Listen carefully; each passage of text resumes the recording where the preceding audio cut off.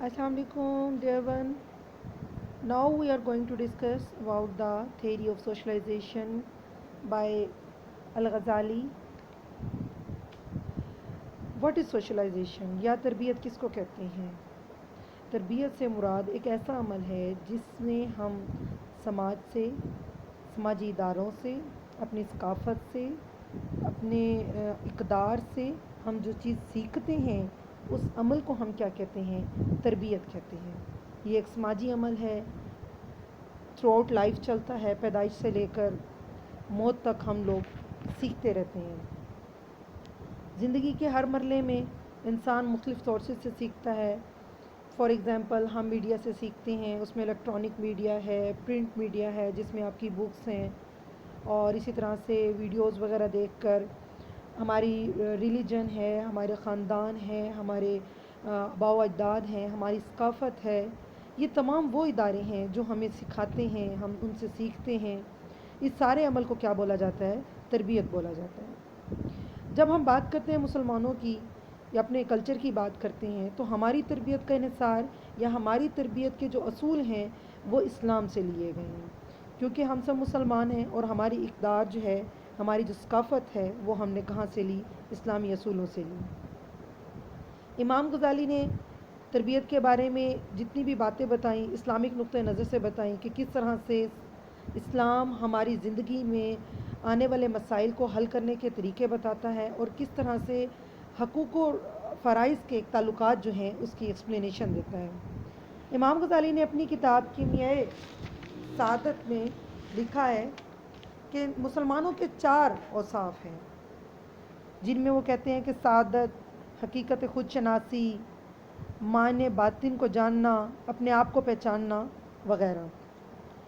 अब हम आते हैं इमाम गज़ाली के नज़रिए की तरफ। मुख्तलिफ़ किस्म के उन्होंने हकूक़ व फ़राइज़ के ताल्लुकात और हमारे माशरे में रहने वाले इंसानों के मुख्तलिफ़ चेहरों की या आप समझ लें मुख्तलिफ़ किरदारों की जो तरबियत है उसके बारे में बात की। उसमें सबसे पहले वो बात करते हैं बच्चों की तरबियत की। इमाम गज़ाली कहते हैं कि वालिदैन के ऊपर ये फ़र्ज़ है, ये उनकी ज़िम्मेदारी है कि उन्होंने अपने बच्चों की तरबियत करनी है। तरबियत कैसी होगी? उनको अच्छा इखलाक का नमूना बनकर दिखाएं, अच्छे अमाल करें ताकि बच्चे उनको देख कर सीखें, क्योंकि बच्चे की फ़ितरत है वो अपने बड़ों को अपने बतौर रोल मॉडल एक्सेप्ट करता है और जो वो जैसे भी परफॉर्म करते हैं बच्चे भी उसको कॉपी करते चले जाते हैं। इस तरह से हमने बुरी सोबत से बचना है, ख़ुद को रोकना है, बच्चे भी सीखेंगे हमसे। वालिदैन पे फ़र्ज़ है कि वो बच्चों में इज़्ज़त नफ्स, हया, खलूस, मोहब्बत, रवादारी, अच्छाई और नेकी की जो है दर्स को दें और उनको सिखाएं। इसी तरह से बुरे अमाल से ख़ुद भी बचें, बच्चे भी इस तरह से अपनी बुरी आदत पर कंट्रोल करेंगे। इसी तरह से उन्होंने कहा कि एक उस्ताद और शागिर्द के आदाब के बारे में लिखा। उसमें उन्होंने कहा कि एक उस्ताद को कैसा होना चाहिए कि वो अपने स्टूडेंट्स को मैक्सिमम नॉलेज दे। ऐसा ना हो कि वो ये चाहे कि जी मुझे मुआवज़ा मिलेगा तो मैं अच्छा नॉलेज दूंगा, मुआवज़ा अच्छा नहीं मिलेगा तो वो अच्छा नॉलेज नहीं देगा। इस तरह का ताल्लुक़ नहीं होना चाहिए और उस्ताद और शागिर्द में एक शफ़क़त और मोहब्बत का एक ताल्लुक़ होना चाहिए। इमाम गज़ाली कहते हैं कि एक उस्ताद को अपने तालिब इल्म को अपने बेटे या बेटियों की तरह लेना चाहिए।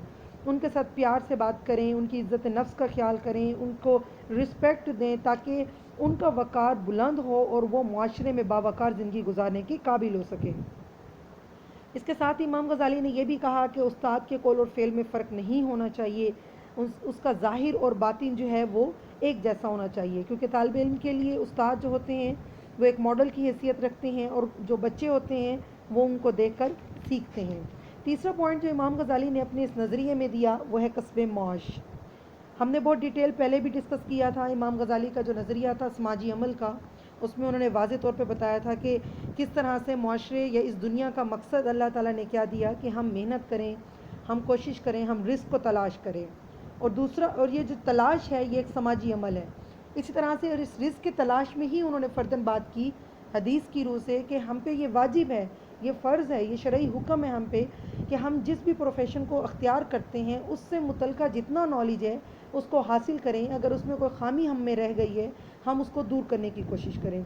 उसी हवाले से दोबारा इस नज़रिए में भी वो बातें दोबारा रिपीट होती हैं और इमाम गज़ाली ने अगेन वही बात की कि हलाल और हराम में फ़र्क نیکی اور بدی کو ذہن میں رکھتے ہوئے ہمیں حلال کمانا چاہیے، ایسا نہیں کہ دکھائیں کچھ اور مال کچھ اور سیل کرے۔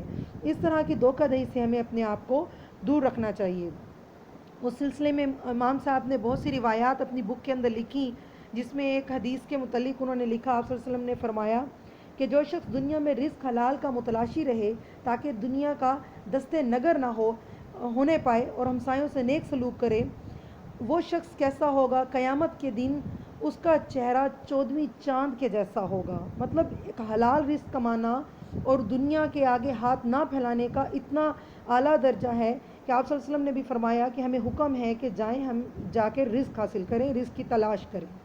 امام صاحب نے حضرت عیسیٰ علیہ السلام کے حوالے سے بھی ایک روایت لکھی، اس میں انہوں نے بتایا کہ حضرت عیسیٰ علیہ السلام نے ایک شخص کو دیکھا اور اس سے پوچھا کہ آپ کیا کام کرتے ہیں؟ تو اس شخص نے کہا کہ میں صرف عبادت کرتا ہوں۔ تو حضرت عیسیٰ علیہ السلام نے فرمایا تو آپ کا کھانا کہاں سے آتا ہے؟ تو اس شخص نے کہا کہ میرا بھائی مجھے کھانا دے جاتا ہے۔ تو حضرت عیسیٰ علیہ السلام نے فرمایا تو پھر تمہارا بھائی تم سے زیادہ عبادت گزار ہے۔ مینس کہ اللہ کے نزدیک عبادت سب سے افضل نہیں ہے۔ اللہ کے نزدیک اس دنیا کو لے کے چلنا، اس دنیا کی سماجی جو تعلقات اور جو امیدیں ہیں ہم سے، ہم نے اس کو بھی پورا کرنا ہے۔ اسی طرح سے حضرت عمر رضی اللہ تعالیٰ عنہ فرماتے ہیں کہ کسب معاش سے دستبردار مت ہو جاؤ، اور یہ مت کہو کہ اللہ تعالیٰ خود ہی رزق دینے والا ہے، ایسا کبھی بھی نہیں ہے، کیونکہ اللہ تعالیٰ آسمان سے سونے چاندی کی بارش نہیں برساتا۔ اسی طرح سے انہوں نے کوٹ کیا لقمان حکیم کی بات کہ لقمان حکیم نے اپنے بیٹے کو وصیت کی تھی کہ اے بیٹا کبھی بھی کسب سے ہاتھ مت اٹھانا، مینس کہ رزق کی تلاش مت چھوڑنا، کوئی ایسی درویشی کا اختیار مت کرنا کہ لوگوں کے محتاج ہو کے رہ جاؤ۔ مینس کہ جب آپ درویشی میں چلے جاؤ گے یا آپ صرف عبادت گزار بن جاؤ گے، غاروں میں جا کے بیٹھ جاؤ اور آپ کو کہ اللہ ہمیں رزق دے گا، یہ تو توکل کا بھی غلط کانسیپٹ ہے، جو کہ امام غزالی نے بھی اپنے توکل کے نظریے میں بہت اچھے سے، میں نے آپ کو آلریڈی یہ ڈسکس کیا تھا۔ تو توکل کا یہ مفہوم غلط ہے، اس لیے ہم نے کسب معاش کو بالکل بھی نہیں چھوڑنا۔ یہ بھی جو ہے امام غزالی نے کوٹ کیا اس میں اپنے اس نظریے کے اندر۔ اسی طرح سے وہ مزید آگے بتاتے ہیں کہ جناب احمد بن حنبل سے کسی نے پوچھا کہ اس شخص کے بارے میں آپ کیا ارشاد کرتے ہیں جو مسجد میں عبادت کر کے بیٹھا رہتا ہے اور کہے کہ اللہ تعالیٰ خود ہی ہمیں رزق پہنچا دے؟ تو جناب احمد بن حنبل رحمۃ اللہ علیہ کہتے ہیں یہ شخص جاہل ہے اور یہ شریعت سے یکسر بے خبر ہے، کیونکہ آپ صلی اللہ علیہ وسلم نے خود فرمایا تھا حق تعالیٰ نے میری روزی میرے نیزے پر رکھی ہے، نیزے کے سائے میں رکھی ہے، مینس کہ میں نیزہ اٹھاؤں گا، میں جہاد کروں گا، میں کوشش کروں گا تو مجھے رزق ملے گا۔ اسی طرح سے آپ صلی اللہ علیہ وسلم نے فرمایا کہ کبھی بھی اگر آپ کے کھوٹا سکہ ہاتھ میں آ جائے تو اس کو چلاؤ مت۔ اس کو چلانے سے کیا مراد ہے کہ آپ کسی اور کو مت دے دیں۔ کیوں نہ دیں؟ اس کی وجہ یہ ہے کہ آپ نے جب وہ کھوٹا سکہ لیا، اس کو استعمال کیا، مینس کہ آپ نے کسی اور کو دیا تو آپ کو دھوکہ ہوا اور آپ نے کسی اور کو دھوکہ دیا۔ اس دھوکہ دینے سے بہتر ہے آپ اس کھوٹے سکوں کو کنویں میں پھینک دیں، وہ نقصان آپ برداشت کر سکیں۔ اور یہ بھی ساتھ میں آپ صلی اللہ علیہ وسلم نے حکم دیا کہ اتنا علم حاصل کرو اپنے روزگار کے بارے میں کہ اگر کوئی شخص تمہیں کھوٹا سکہ دے تو تمہیں معلوم ہو جائے کہ یہ کھوٹا سکہ ہے اور تم اس کو مت لو۔ اس طرح سے یہ نقصان کا جو سلسلہ چلتا ہے وہ رک جاتا ہے۔ جھوٹ بول کے مال کو بیچنا، قسمیں کھا کر بیچنا، حرام کمانا، یہ سب گناہ میں شامل ہیں۔ تو امام غزالی نے مزید کچھ سماجی حقائقیں بیان کی، اس میں انہوں نے رشتہ دار، ہمسائے، غلام کے حقوق، بیماروں کی عیادت کے حوالے سے جتنے آداب ہیں اس کا ذکر کیا، ماں باپ کے حقوق، اولاد کے حقوق کے بارے میں بات کی، عورتوں کے حقوق کے بارے میں بات کی، حلال باتیں کون سی ہیں، حرام باتیں کون سی ہیں اس کے بارے میں بتایا۔